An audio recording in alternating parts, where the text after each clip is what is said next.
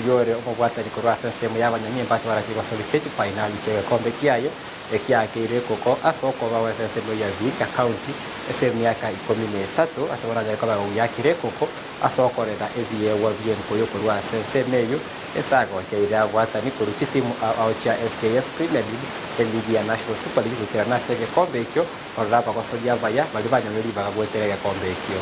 So kwa leo kuna dimba la Chris Oguso finali ya wanaume na wanawake na hii ndio 13th edition. Dimba hili lilianza mnamo 2011 na mpaka wa leo ndio finali ya leo, na mimi ni ofisa wa polisi, nimerudi nyumbani mashinani kusaidia vipaji, ku-identify talanta katika Chris Oguso. Mimi sina madhumuni ya kusimama kitu yote ya politics ya siasa, sitaki na sipendi hata kualika wanasiasa hapa. Maana yake nataka hii kitu ikuwe loko, wenyewe waidhamini so that wale wachezaji tunapata kutoka hapa waweze kunawiri katika timu tofauti tofauti. Kwa mfano, timu ya Nzoia FC imefaidika kutoka kwa hii tournament yangu, timu ya Kenya Police FC imefaidika kutoka hii tournament, Gor Mahia FC, Kakamega Homeboys, Vihiga Bullets na Vihiga United. Wote wachezaji wametokea sehemu hii. Ndio, bila shaka nimeweza kualika masio wote wa Kenya Premier League wako hapa na sisi. Sio wa Mathare yuko hapa,